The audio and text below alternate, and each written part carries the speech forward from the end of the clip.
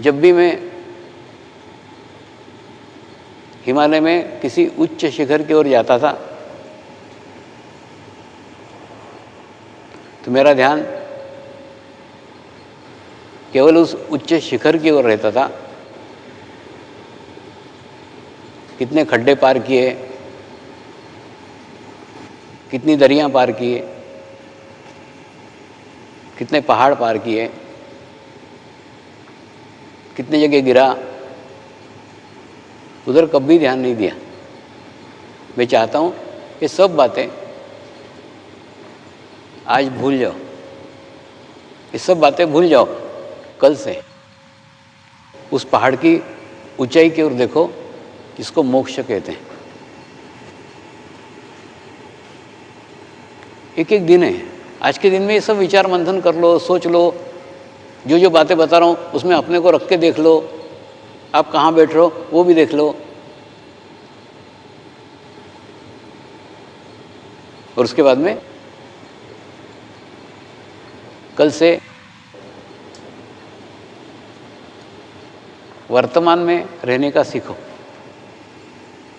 देखो, आप बाहर कुछ भी हो, लप्पन छप्पन कुछ भी हो, रहते ना। देखो, मैं हर दफ़े बताता हूँ, जैसे मैं गंगा नदी हूँ, गंगा नदी में अच्छे भी घाट है, बुरे भी घाट है। गंगा नदी अच्छे घाट रख सकती है, बुरे घाट हटा सकती है, कर सकती है क्या? नहीं कर सकती। वो अच्छे भी घाट रखेगी, बुरे भी घाट रखेगी। वैसे मेरे पास अच्छे भी लोग हैं, बुरे भी लोग हैं, सब प्रकार के लोग हैं। नहीं, क्योंकि मैं किसी को बाहर कर ही नहीं सकता। मेरी स्थिति गंगा नदी जैसी है, किसी को भी मना नहीं कर सकते, सब आ सकते हैं। लेकिन आपके पास चॉइस है ना। आप जब गंगा नदी में नहाते जाते हो तो गंदी जगह थोड़ी नहाते हो, अच्छे घाट के अंदर जाके नहाते हो। तो ठीक उसी प्रकार से अच्छे साधकों की सामूहिकता ढूंढो, अच्छे साधकों की कलेक्टिविटी ढूंढो, अच्छे जगह स्नान करो। और दूसरा, थोड़ा समय स्वयं के लिए दो, थोड़ा समय खुद के लिए दो। क्या होता है मालूम है? आप भले बिजनेस करते हो, व्यवसाय करते हो, नौकरी करते हो, या घर की रिस्पॉन्सिबिलिटी चलाते हो, या किसी संगठन से जुड़े हो, आप कहीं भी जुड़े हो, लेकिन आप जितने आपके करीब रहोगे, जितने आपके पास रहोगे, उतना ही मार्गदर्शन आपको आपके भीतर से मिलेगा। दूसरा, हम अकेले प्रैक्टिस करने जाएंगे ना, घर में बैठ के अकेला अभ्यास करने जाएंगे, तो ये अभ्यास करने में कठिनाई आएगी, परेशानी आएगी। तो हमको क्या प्रैक्टिस करने की? कम से कम एक प्रैक्टिस करो, एक छोटा सा प्रयोग ही करके देखो, एक साल भर में तुमको रिजल्ट देखेंगे कि सेंटर पे तो भी जब जा रहे हो तब आप आत्मा है समझ के चलो। किसी समर्पण के कार्यक्रम में जा रहे हो तो आप एक आत्मा है समझ करके चलो। इतनी हड़बड़ करते हो घर से निकलते समय कि रात भर, हर दफ़े कोई भी कार्यक्रम हो ना, उसके एक रात पहले मैं रात भर नहीं सो पाता। कल भी रात भर में जगता रहा। इतनी हड़बड़। शांति से आओ ना, एकदम शांत चित्त के आओ, अपनी मानसिक स्थिति अच्छी करके आओ कि नहीं मैं एक अच्छे कार्यक्रम में जा रहा हूँ। तो आप अपने आप को जो मानोगे ना वैसा होगा। आप अपने आप को आत्मा मानोगे, आप आत्मा रहोगे। आप अपने आप को शरीर मानोगे, आप शरीर रहोगे। यह अभ्यास है, एकदम एक दिन में कुछ नहीं होने वाला है, लेकिन धीरे धीरे होता है। जैसे हम स्विमिंग पूल में जाते हैं कि नहीं, तो वहाँ हाथ पैर चलाते हैं, यहाँ ज़मीन पे चलाते क्या? नहीं चलाते, स्विमिंग पूल में ही चलाते हैं। ठीक उसी प्रकार से आप भी करो ना, एक नाटक ही करो कि समर्पण पे कोई कार्यक्रम में जा रहे हैं, समर्पण के कोई सेंटर के ऊपर जा रहे हैं, समर्पण के कोई आश्रम में जा रहे हैं, तो आप अपने आप को आत्मा मानो। मैं एक पवित्र आत्मा हूँ, मैं एक शुद्ध आत्मा हूँ। ये भाव लाओ। आप भाव लाने में जितने सफल होंगे, जितने सक्सेसफुल होंगे, उतने ही आप आपके आत्मा के करीब पहुँचोगे, आप आपके आत्मा के पास पहुँचोगे। और जितने आत्मा के पास पहुँचोगे, उतना ही आत्मा से आपका संपर्क बढ़ेगा, और संपर्क बढ़ने के बाद में आपकी ही आत्मा आपको ही मार्गदर्शन करेगी, आपकी आत्मा आपका गुरु बनेगी। लेकिन यह एक दिन में होने वाली घटना नहीं है, लेकिन कल का दिन वो दिन है जब यह घटना एक दिन में घटित हो सकती है।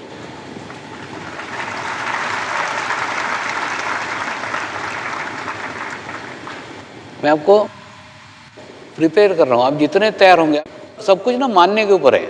प्रैक्टिस करो ना, मानो ना, आप जितने मानोगे उतना भाव आपके अंदर जागृत होगा, और जितना भाव जागृत होगा तो मैं चाहता हूँ, कई बार क्या होता है मालूम है, ये जैन मुनियों के साथ जब बैठ कर के बातचीत होती है, डिस्कशन होती है, तो वो उनके प्रॉब्लम बताते हैं, मैं मेरे प्रॉब्लम बताता हूँ, जो आपके सामने भी नहीं बताता लेकिन उनके सामने बताता हूँ। तो उन्होंने बोला आपके क्या प्रॉब्लम है? मैंने उनको बोला मेरा प्रॉब्लम ये है कि हमारे यहाँ कई गुरु पूर्णिया हो गई, 13-14 गुरु पूर्णिया, 14 भी शायद 14 गुरु पूर्णिया हो गई, लेकिन मेरे को किसी गुरु पूर्णिया में सेटिस्फेक्शन नहीं मिला। तो बोले क्यों? मैंने बोला हमारे यहाँ ना वन वे ट्रैफिक रहता है। वन वे ट्रैफिक रहता है मतलब, मैंने कहा वो मेरे को गुरु मानते हैं, गुरु मान के पूजा करते हैं, सब कुछ मानते हैं, लेकिन अपने आप को आत्मा नहीं मानते, क्योंकि जब तक वो आत्मा बन करके नहीं आएंगे तब तक वो जो घटना घटित होनी चाहिए, जो संस्कार घटित होना चाहिए, एक turning point, U turn life का आना चाहिए, वो साधकों के जीवन में नहीं आता। और जब तक नहीं आता तब तक मुझे उसका आनंद नहीं आता, मुझे उसका मज़ा नहीं आता। तो ये ना, जैसे कोई बोलते हैं जो फोटोग्राफर है ना, कोई फोटोग्राफर, स्पेशली जो मिरेकल्स फोटोग्राफ्स आते हैं उसके अंदर, जो फोटोग्राफर फोटो निकाल रहा है उसकी स्थिति अच्छी होनी चाहिए, और फोटोग्राफर जिसकी फोटो निकाल रहा है उसकी भी स्थिति अच्छी होनी चाहिए। जब दोनों की स्थितियाँ अच्छी होगी ना तब फोटो अच्छा आएगा, नहीं तो अच्छा फोटो नहीं आता। ठीक उसी प्रकार से कल की जो घटना है वो वन साइडेड है ही नहीं। मैं कितने भी अच्छी स्थिति में जाऊँ, कितने भी अच्छी स्थिति में रहूँ, जब तक आप अच्छी स्थिति में नहीं रहते कोई घटना घटित नहीं होगी, कोई संस्कार घटित नहीं होगा।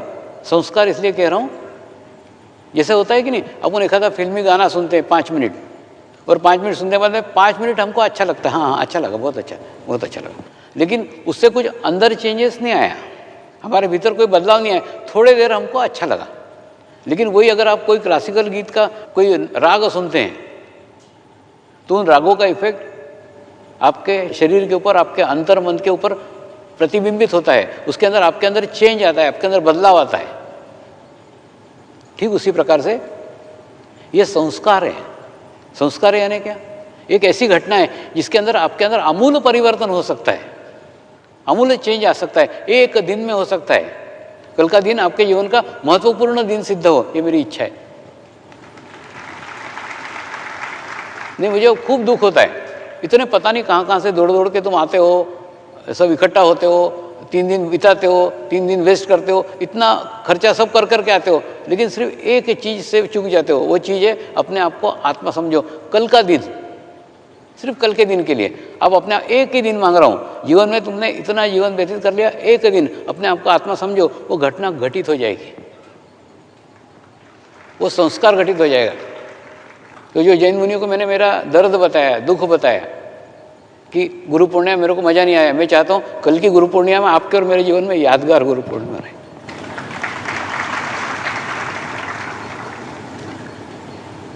क्योंकि मेरे जीवन में भी एक ही अनुभूति से सारा जीवन तब्दील हो गया, सारा जीवन बदल गया। जो परमात्मा की खोज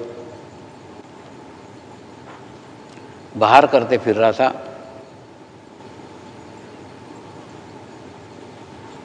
उसी सारे खोज को गुरुदेव ने भीतर की ओर मोड़ दिया। मेरे जीवन में वो यू टर्न था। उसके बाद में जो भी प्रगति हुई, जो भी प्रोग्रेस हुआ, वो अंतर्मुख होने पे ही हुआ। जैसे जैसे भीतर की यात्रा होती चली गई, वैसे वैसे अलग अलग माध्यम जीवन में आते चले गए और निरंतर आध्यात्मिक प्रवास आगे और आगे होता चला गया। मैं भी चाहता हूँ ऐसी ही अनुभूति कल आपके जीवन में भी हो, क्योंकि अनुभूति परमात्मा के द्वारा आत्मा पे किया गया सुसंस्कार है। वो संस्कार स्थायी रूप से होता है, परमानेंट होता है, लेकिन वह घटित होने के लिए परमात्मा का संस्कार आत्मा पे होना आवश्यक है। कल आपको उस आत्म स्वरूप में जाना पड़ेगा। एक दिन आप भूल जाओ आप कौन है। एक दिन आप भूल जाओ आपका पद क्या है, सब कुछ भूल जाओ। आपकी जाति क्या है, आपका धर्म क्या है, आपका देश क्या है, सब भूल जाओ। ये सब शरीर से संबंधित है। जैसे जैसे शरीर का भाव कम होते जाएगा, वैसे वैसे आत्मा का भाव वृद्धिगत होगा। अब आत्मा का भाव बढ़ाओ तो शरीर का भाव स्वयं ही धीरे धीरे कम होगा।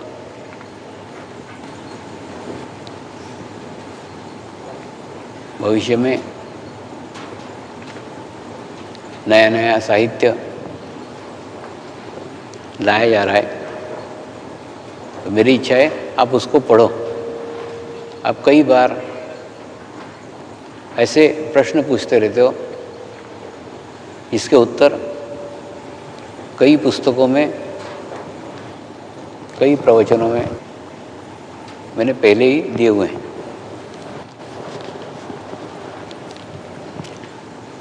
मेरी इच्छा है जिस प्रकार से ये ज्ञान की गंगा एक हिंदी भाषा में अवतरित हुई है। अब देखो, मैं भी हिंदी भाषी नहीं हूँ, लेकिन गुरुओं की इच्छा थी वो हिंदी में आए तो हिंदी में हुआ। और जो कुछ हुआ है अच्छे प्रयास है, अच्छे प्रयत्न है। कन्नड़ भाषा में हो रहा है, बंगला भाषा में हो रहा है। प्रत्येक ने अपनी अपनी भाषा में उस ज्ञान को लेके जाना चाहिए, क्योंकि आपके भाषा के कारण आपको मालूम पड़ा ना, लेकिन सबको नहीं पता चलेगा। आप आपके भाषा के अंदर लेके जाओ। दूसरा, साहित्य को आप गिफ्ट के रूप में भी बांट सकते हैं, वो भी एक प्रकार का प्रचार ही है। दूसरा, अगर आपके पास में, आपके गांव में कोई लाइब्रेरी है, जिस लाइब्रेरी में आप रखना चाहते हो, तो उस लाइब्रेरी की ओर से एक मल्टीमीडिया को लेटर लिखो कि हम ये साहित्य चाहते हैं, ये पुस्तक चाहते हैं, तो मल्टीमीडिया की ओर से निःशुल्क उस लाइब्रेरी को वो भेंट स्वरूप दिया जाएगा। ये भी एक योजना है। तो उसके आप माध्यम बनो ना, तो आपके माध्यम से एक लाइब्रेरी तक वो पुस्तक पहुँच सकती है, अगली पीढ़ी तक वो पहुँच सकती है। और दूसरा, एक नई योजना दशबंधदारी की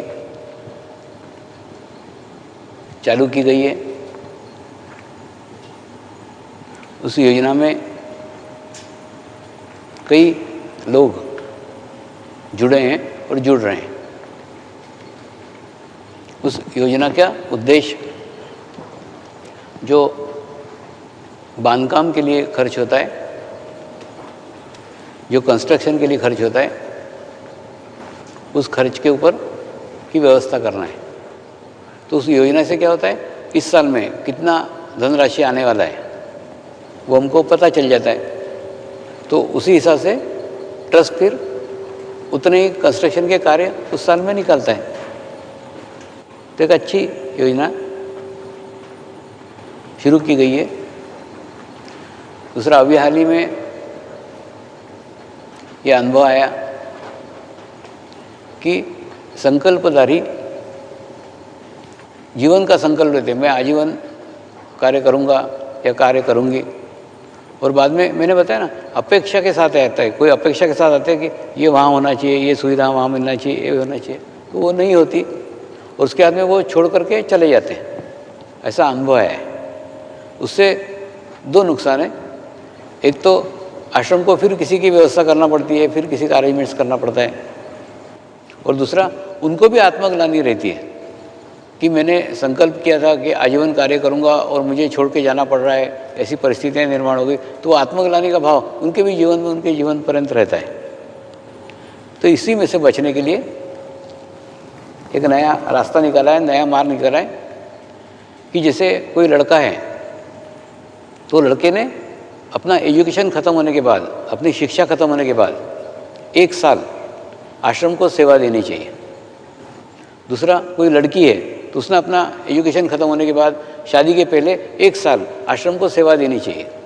तीसरा, कोई एकदम पेंशनर है, तुरंत रिटायर्ड हुआ है तो उसने भी रिटायर्ड होने के बाद में 1 साल आश्रम को सेवा देनी चाहिए। क्यों बताऊं? इसलिए देनी चाहिए क्योंकि उसको भी एक आदत रहती है। एक दिन में कुछ चेंज नहीं आया था, उसको काम करने की आदत रहती है। अगर काम नहीं मिला, एकदम खाली बैठ गया, उसके भी हार्मोन्स के ऊपर उसका बुरा असर पड़ता है। दूसरा, उसके भी स्वास्थ्य के ऊपर उसका बुरा असर पड़ता है। तो उसको भी कोई ना कोई काम मिलेगा, दूसरा आश्रम का भी काम चलेगा। तो ऐसे पेंशनरों को भी आके 1 साल अपना देना चाहिए। दूसरा, पेंशनर पे से याद आया कि एक व्यक्ति थे, वो रिटायर्ड हुए और रिटायर्ड होने के बाद में फिर खाना खाने बैठे। खाना खाने के बाद में वो पत्नी को बोलते हैं, आज की बघार तो ज़रा कच्ची है। तो बोले 30 साल से तो यही खा रहे थे, आज तुमको कच्ची लग रही है। तो कहने का मतलब, जब रिटायर्ड होता है ना आदमी, फिर छोटी छोटी चीज़ में मीन में निकालने लग जाता है, क्योंकि उसको फुर्सत हो जाती है सब कुछ देखने की। तो उसमें से भी छुट्टी मिल जाएगी, तो 1 साल भर वो आश्रम में आके रह सकता है।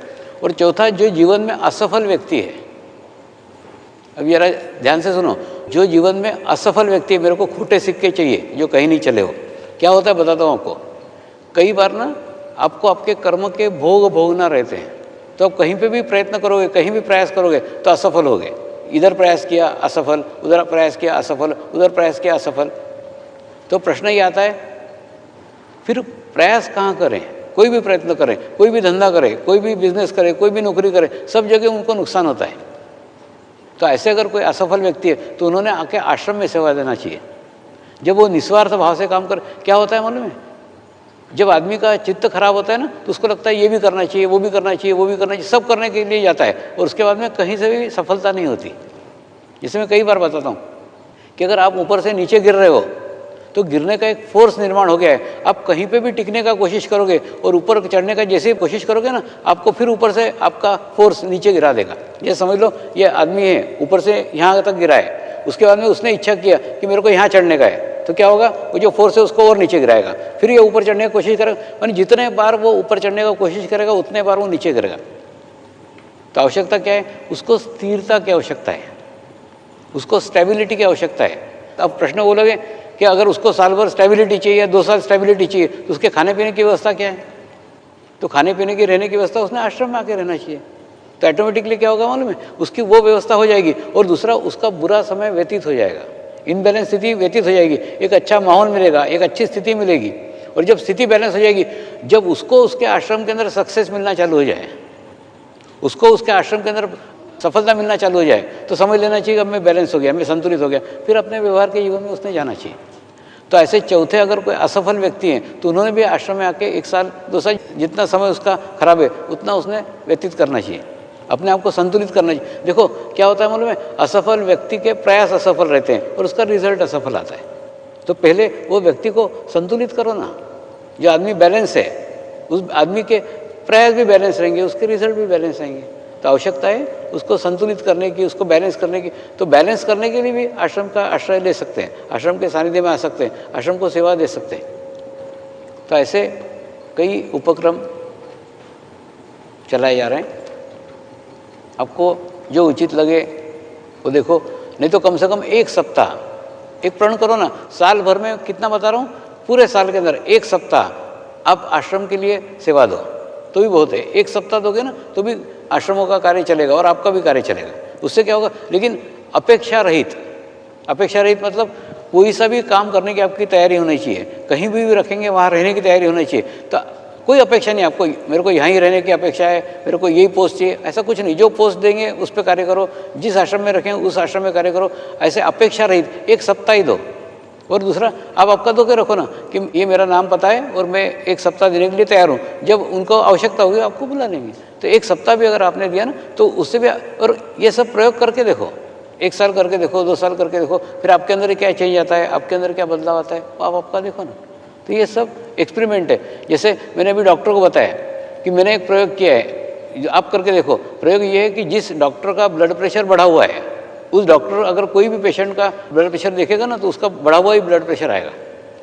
तो क्यों? क्योंकि वो डॉक्टर का खुद का ही ब्लड प्रेशर बढ़ा हुआ है। तो उसी प्रकार से ये सब प्रयोग है। जैसे मैंने बोला ना, 1 सप्ताह आप आश्रम को सेवा दे करके देखो, फिर आपके अंदर क्या चेंज आता है वो देखो। जैसे दशबंधनधारी योजना है, आप कोई व्यवसाय खोलते हैं तो उस व्यवसाय के अंदर आप ये रखो ना कि जितना भी देने की प्रत्यक्ष आवश्यकता नहीं है, आप कमिटमेंट करो कि ये व्यवसाय से मेरे को जितना भी लाभ होगा इस साल, उसमें का 10% मैं आश्रम को दान दूंगी। तो ऑटोमेटिकली फिर उसका रिजल्ट देखो, उसके परिणाम देखो, सिर्फ कमिटमेंट से, सिर्फ आश्वासन से, संकल्प से।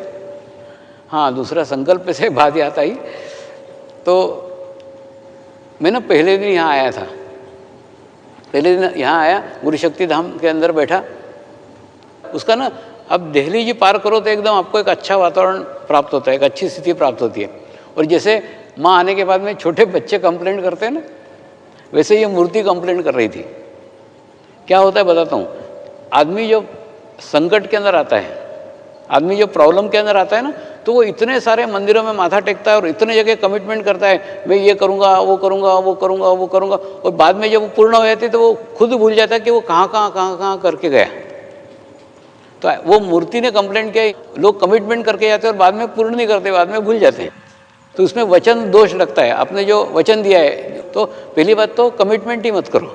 देखो, ये गुरु शक्ति धाम एक्चुअली ध्यान सीखने की जगह है, मेडिटेशन सीखने की जगह है। तुम लोग उसको क्या बोलते हैं ना, तुम्हारे मांग के लिए इस्तेमाल करते हो वो अलग बात है, लेकिन करते हो तो फिर जो कमिटमेंट किया वो कमिटमेंट पूर्ण करो, नहीं तो फिर कमिटमेंट ही मत करो। कहीं पे भी, यहाँ नहीं, कहीं पे भी उससे वचन दोष लगता है। कोई भी स्थान पे जाते हो ना, तो अगर वहाँ का तुमने पूर्ण नहीं की तुम्हारी मन्नत, तो फिर उसका वचन दोष लगता है। तो ऐसा कहीं पे भी मत रखो। तो गुरु शक्ति धाम में एक अच्छा वातावरण है, जैसे आप क्रॉस करोगे वहाँ उस स्थिति को आप प्राप्त करोगे। तो ऐसा जगह जगह आश्रमों का और व्यवस्था का कार्य चल रहा है। और अगला वर्ष 2015 जैन मुनियों के लिए विशेष रूप से रखा है। उनके विशेष शिविर आयोजित होंगे और उन शिविरों से जो भी कुछ नई बातें निकलेगी, कई बार ऑटोमेटिकली निकलता है। अब जैसे एक बार एक जापान से साधिका आई थी और वो जैन बुद्धिज़्म पे मुझे कुछ प्रश्न करने लग गई और मैं 2 घंटे तक जैन बुद्धिज़्म पे बोला। तो वो बाकी के साधक बैठे थे, बोले स्वामी जी आपको जैन बुद्धिज़्म पे इतना सारा पता था तो आप पहले क्यों नहीं बोले? मैंने बोला मेरे को कुछ पता नहीं था, ये साधिका को माध्यम बना करके मैंने जाना। तो वैसे ही ये जैन मुनियों के साथ में भी बैठ करके अगर कुछ और नई अच्छी बातें बाहर निकली, कुछ जानने को मिला, तो मैं भविष्य में आपसे शेयर करूँगा। अमरीश जी को कार्य दिया हुआ है कि वो अगले साल ये सब जैन मुनियों के शिविरों का आयोजन करें। Thanks for watching. Like, Comments share, and subscribe.